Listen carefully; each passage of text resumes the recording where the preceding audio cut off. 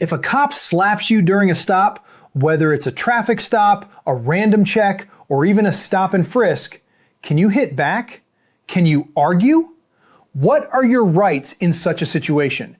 And what must you not do so you don't end up in a serious case against you? In this video, I'm going to share the exact lawyer script you can use to handle this situation without breaking any law. Hi, my name is Landon Vance, and I share valuable information like this with my audience every day. So if you haven't followed, follow for content like this that can save you thousands of dollars from being wasted on court fees and fines. Now, let's get into the reactions that people have in the heat of the moment. Reactions that quietly destroy any chance of holding that officer accountable. The worst thing most people do is react physically, pulling away, raising their hands, even flinching aggressively. That split-second movement can be twisted into resisting, and suddenly you're the one facing charges. Another mistake people make is yelling and arguing on the spot. "You can't do that! I'm calling my lawyer right now!" That reaction feels justified, but it escalates the situation and gives the officer justification to use more force. A lot of people also think staying completely silent and passive is the safe move, so they say nothing about the incident afterward. No report, no record, nothing. Without documentation, it's your word against his, and that's a case already lost. But the biggest mistake of all is trying to record and getting into a physical struggle over the phone. Fighting for your phone in that moment can turn a police misconduct case into an obstruction charge. Now you might be thinking, if we're not supposed to do any of that, then what are we supposed to do? Here's exactly what you need to do, step by step. The moment it happens, you say calmly, "I am not resisting. I want your badge number and your supervisor's name." Then stay as still and calm as possible. That's it. Don't argue. Don't fight. Don't touch your phone if it escalates the situation further. Why does this work? Because the moment you stay calm and ask for identifying information, you're building your case instead of destroying it. You're on record staying compliant, which makes it impossible for them to justify the force used against you. As soon as it's safe, document everything. Write down badge number, patrol car number, time, location, and witnesses, if any. Photos of any injuries. This is what turns your case from he said, she said, into something a lawyer can actually take to court. This is general legal information, not legal advice. For your specific situation, consult a licensed attorney in your state. Cop asks you to unlock your phone, and that one word, sure, could hand over everything on it. Your messages, your photos, your entire digital life, without a warrant ever being written. I'm Landon Vance, and every day I break down these situations so you're never caught off guard. Follow if this is useful, because what's on your phone right now is worth protecting. He holds his hand out. Mind unlocking this for me real quick? And in that moment, most people's instincts work against them completely. Some unlock it immediately, thinking refusing looks suspicious. What they don't realize is that the moment that phone opens, everything inside it becomes fair game. Texts from months ago, photos, location history, all of it, voluntarily handed over with a swipe of a finger. Others try to negotiate. I'll show you just this one text, nothing else. That doesn't work the way people think. Once the phone is unlocked and in his hands, there's no boundary he's required to respect just because you asked nicely. Then there's the driver who gets defensive and starts arguing about privacy rights mid-stop. Doesn't matter how right you are, arguing on the roadside doesn't stop a search. It just makes the encounter longer and gives him more reasons to look closer at everything else. And here's something almost nobody thinks about. Using your face or your thumbprint to unlock it under pressure, assuming that's somehow different or safer. It isn't. The second it's open, the legal protection you had a moment ago is already gone. Now here's what almost nobody knows, and it's the one fact that changes everything. Courts have repeatedly treated your passcode differently than your fingerprint or your face. A passcode lives in your mind, and forcing you to reveal something in your mind can violate your Fifth Amendment protection against self-incrimination. Your fingerprint or your face, on the other hand, is treated more like physical evidence, something courts have allowed officers to compel in certain situations. So here's exactly what you say. I do not consent to unlocking or searching my phone. That's the entire sentence. No explanation of what's on it, no negotiating what you'll show and what you won't. If he asks again, you say it again. Exact same words, same calm tone. A phone, under most circumstances, requires an actual warrant. Your consent is the shortcut they're hoping you hand them for free. If he takes the phone anyway without one, you still don't argue or reach for it.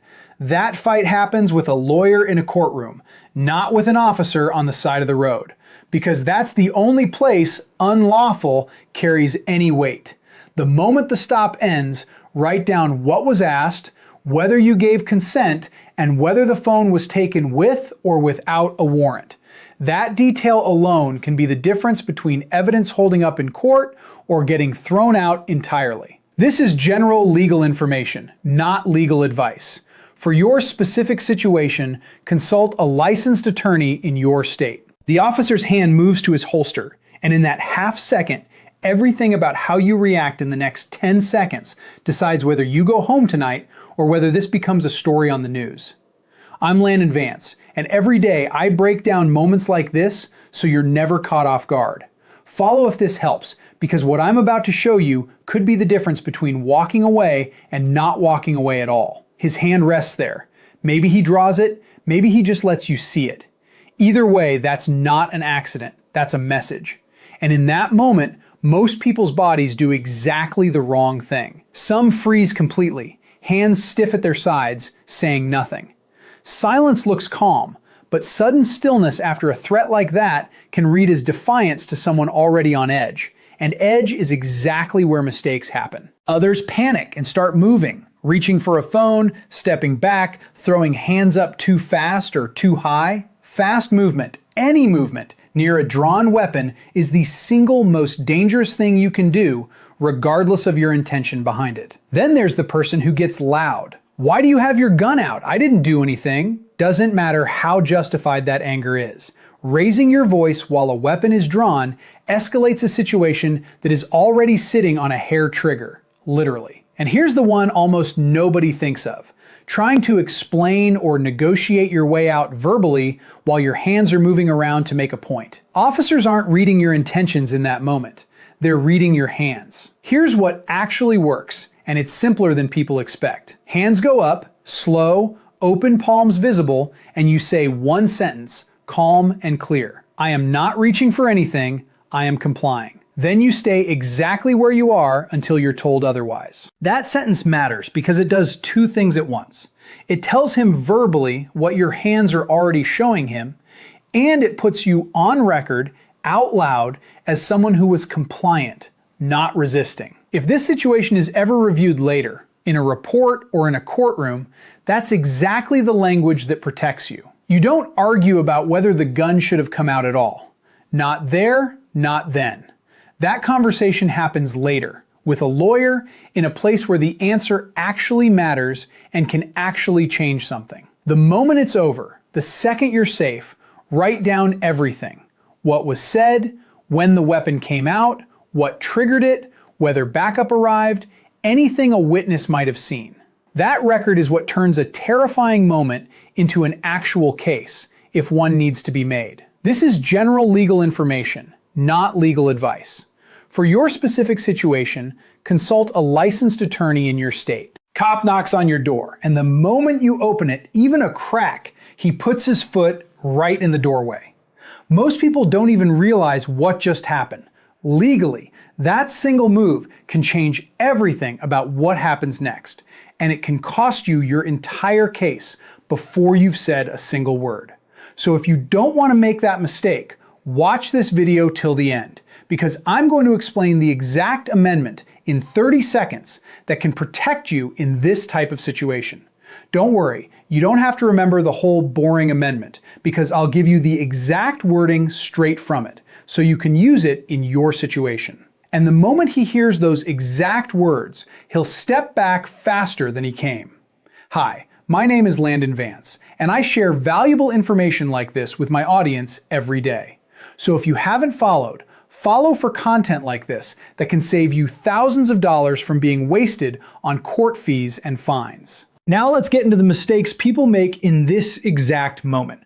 Mistakes that most people don't even know they're making until it's too late. The worst thing most people do is open the door all the way, thinking that's just basic politeness. The moment you open that door fully and step back, you may have just given implied consent for the officer to view or even enter parts of your home. And anything he sees in what's called plain view can be used against you even without a warrant. Another mistake people make is trying to physically close the door once the foot is already in. That reaction feels natural, but it can be framed as obstruction or even assault on an officer, depending on how it's reported. And once that framing exists, the conversation is no longer about why he's at your door, it's about what you just did. A lot of people also make the mistake of answering questions right there at the doorway.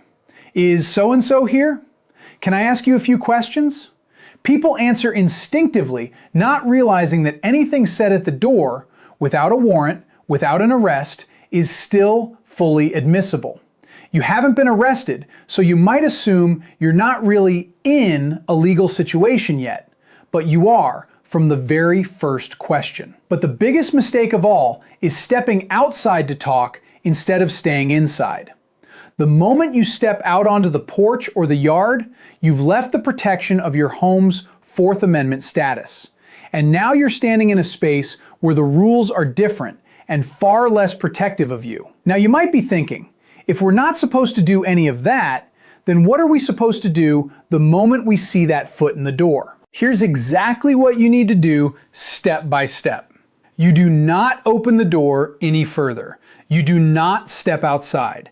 You calmly say through the door if needed, "Officer, do you have a warrant?" If the answer is no, you say, "I do not consent to a search and I am not answering questions without my lawyer present." Then you close the door. That's it. You are not required to let anyone into your home without a warrant, and you are not required to answer questions at your doorstep, even if it feels rude or uncomfortable to say no. Why does this work? Because the Fourth Amendment protects your home more strongly than almost any other space.